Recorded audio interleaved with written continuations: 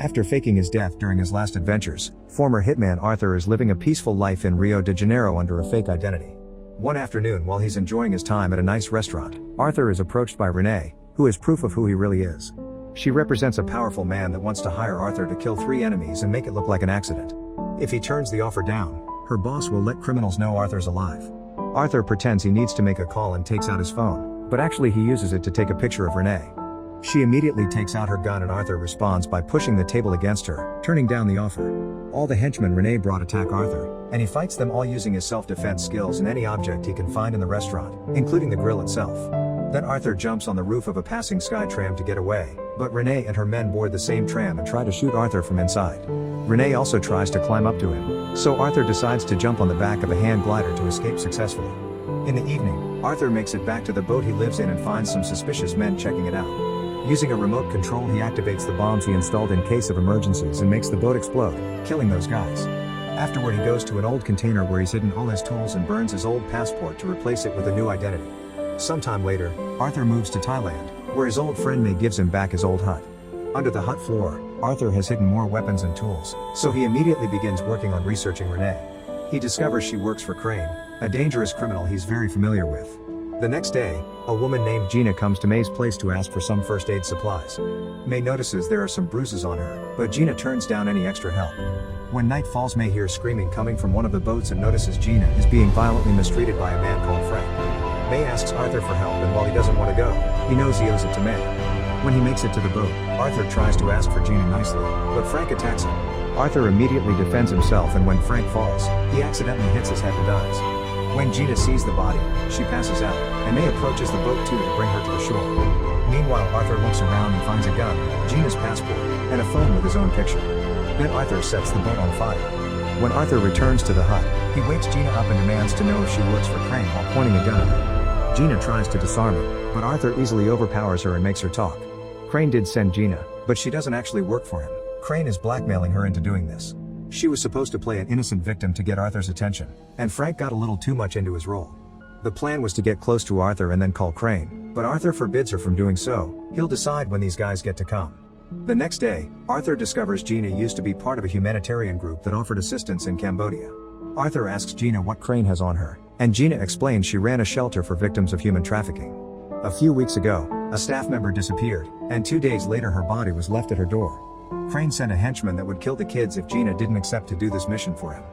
Later, Arthur notices a boat nearby with men looking at the shore. They probably were sent by Crane, so Arthur walks around hand in hand with Gina to make them think her mission is going well. May notices this and puts them together through some old Thai traditions at the party she's throwing, and Arthur and Gina end up having lots of fun together. In the evening, Gina apologizes to Arthur for getting him into this mess. Arthur explains he understands because he was an orphan too. He was sold to a gangster that trained child soldiers, and Crane was there too. While Arthur escaped, Crane didn't, and Arthur thinks they blamed Crane for it and now he wants revenge. Then Gina and Arthur kiss and spend the night together. Afterward, Arthur promises Gina he's been arranging everything for her to escape without endangering the kids. He won't make the kills Crane wants him to, he'll only kill Crane himself. Arthur also gives Gina his father's watch, the only memory he has of the man. The next morning, a group of policemen arrives at the beach, but Gina recognizes one of them as Crane's man. Arthur begins fighting them off, but while he's busy, the men kidnap Gina, so Arthur has no choice but to accept a meeting with Crane. Moments later, Crane tells Arthur that if he wants Gina back, he'll have to do 3 kills for him and make them look like an accident. The first one is Krill, the highest profile arms dealer in Africa who is currently in a Malaysian prison. Crane also gives him a pill he must swallow after the kill for them to find him. While Arthur works, Gina is kept hidden in one of Crane's many boats. Arthur travels to Malaysia and begins researching the prison, which is on top of cliffs and surrounded by shark-infested waters, so it's impossible to sneak in. With a plan in mind, Arthur buys some powerful explosives that he disguises as chewing gum, some shark repellent that he puts in a skin cream tin, and hides the capsule inside a cigarette. Lastly, he makes a fake ID and disguises himself as an infamous wanted criminal. As soon as Arthur begins walking the Malaysian streets, he gets recognized and arrested. In prison, the reception guard doesn't notice anything weird about his items and allows them to keep them. The first few days, Arthur takes it easy and talks to other prisoners to learn more about his target. Krill has his men following him at all times because lots of people want to kill him. Even if he's locked up, Krill manages all his business from here and is the real boss of the place. Arthur watches a knife exchange hands between 2 prisoners, and during lunchtime, he bumps against them on purpose to discreetly steal that knife. Later, one of Krill's former men tries to kill Krill for revenge, but Arthur cuts in and kills him with a knife. Krill is very impressed and invites Arthur to have dinner with him. Arthur only accepts if Krill is willing to leave his men outside. Surprisingly, Krill accepts his terms, and in the evening, Arthur is taken from his cell to meet Krill at his private hut. Krill tries to offer Arthur a job, but as soon as he turns around, Arthur jumps on him and kills him by putting pressure on his neck. Then he mixes the snake venom Krill used for his rituals with his actual drink to make it look like Krill ended things for himself. The guards outside are getting suspicious, but Arthur puts the body in a praying position so the guards think the silence is for the sake of religion. Afterward, Arthur puts the explosive gum on a prison wall to make a hole. Then he swallows the pill, covers himself with the shark repellent, and jumps into the water before the cops can catch him. Crane's men are waiting for him in a fishing boat, and Arthur gets to escape safely. Crane makes a video call to prove Gina is fine and gives Arthur his second target, Adrian Cook, a human trafficker that lives in Australia. Some days later, Arthur is investigating his target. He learns that Cook's penthouse suite is impenetrable, but he also has a cantilever pool that overhangs above the streets. Arthur hires a helicopter to study the building from afar, then he pretends to be interested in one of the apartments near Cook's. While the realtor shows him around, Arthur calls her phone to distract her, and he takes pictures of the apartment keys so he can make a duplicate. Lastly, he uses dangerous chemicals to create a small but potent explosive that can shatter glass and make it look like it broke from pressure.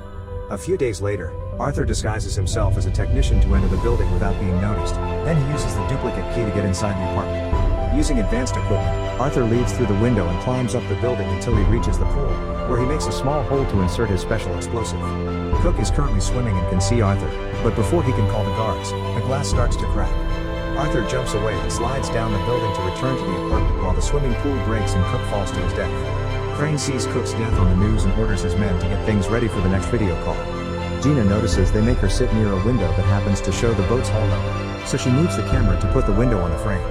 When the call starts, Gina raises her hand to show Arthur the watch as a way to make him look at the number.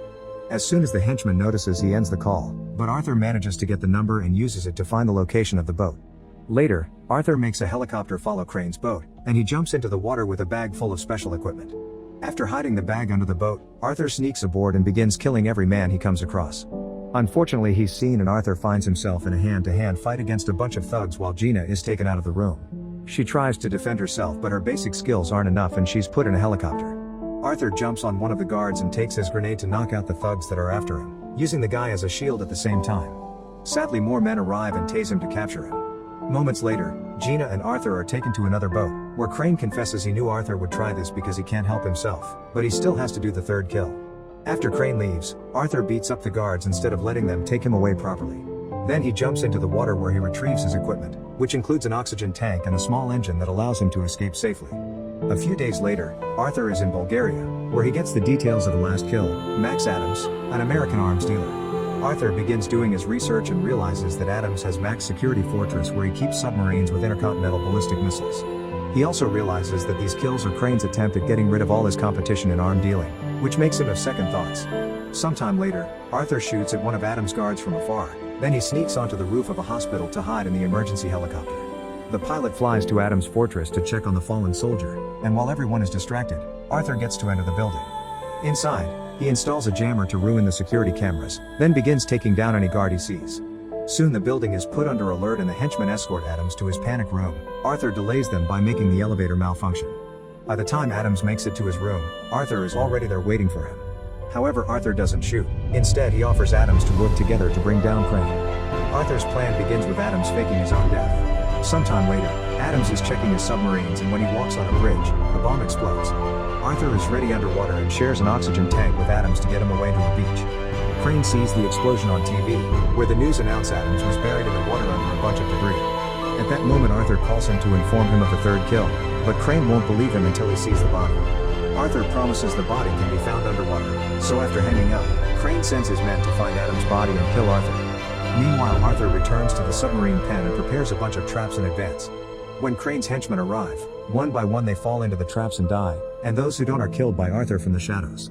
Crane realizes Arthur is coming for him next and puts Gina outside as bait. Arthur travels underwater and reaches the boat to immediately begin killing every guard on site. Crane sees him on the security footage and orders his men to bring Gina back inside right before Arthur destroys the cameras. Gina tries to fight the guard that grabbed her and ends up with a wound on her stomach, then the guard pushes her into the jacuzzi for Crane to grab her next. While Arthur continues to fight the guards, Crane takes Gina inside and activates an explosive hidden in the boat. Then he leaves to try to escape in his rescue boat. Just a second later, Arthur finds Gina and learns about the bomb. So Arthur puts Gina in an emergency release pod and sends her away. Afterward, Arthur goes after Crane, killing the last few guards before a hand-to-hand fight ensues. Crane puts his hands on the anchor chain and uses it to capture Arthur by his leg, but Arthur takes advantage of its length and uses it to tie Crane to the boat. Crane laughs because Arthur took too long and he'll die too, but Arthur doesn't look too worried and he runs inside right before the bomb explodes. Gina watches the boat blow into pieces and catch on fire, and cries for Arthur's death. At least the explosion gave away their position and she's rescued by the Coast Guard. Adams also watches from the shore and thinks there's something weird about the boat pieces that are being brought from the sea. He also notices a security camera nearby. Some weeks later, Gina is back in Cambodia with the kids, and she writes to May to thank her for her donation of a water filter. One afternoon while she's busy teaching, she's shocked to discover Arthur is alive and has come to see her. Meanwhile, Adams researches Crane's boat and learns this model has something called a diving bell, which contains trapped air to allow divers to breathe underwater. With a theory in mind, Adams checks the security footage and confirms Arthur escaped by hiding in the diving bell. Impressed by this plan, Adams deletes the footage to protect Arthur's future.